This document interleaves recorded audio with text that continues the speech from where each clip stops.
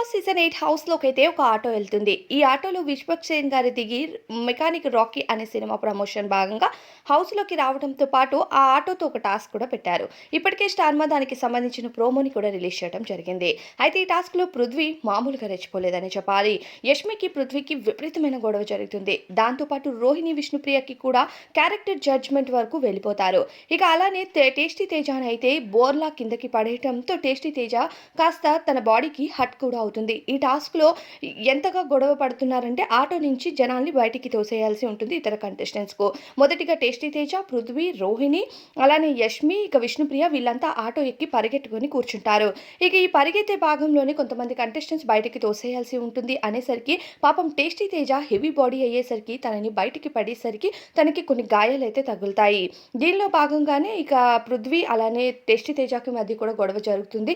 ఈ గొడవ డిస్కషన్ అయితే నెక్స్ట్ లెవెల్‌కి వెళ్తుందనే చెప్పాలి. ఎందుకంటే ఫిజికల్లీ టేస్టీ తేజ హర్ట్ అవుతాడు ఈ ఆటో టాస్క్ వల్ల. ఇక ఈ ఆటో టాస్క్‌పై మీ అభిప్రాయం ఏంటి అనేది కామెంట్స్‌లో చెప్పేయండి. అలానే ఈ వీడియో నచ్చితే లైక్ చేయండి.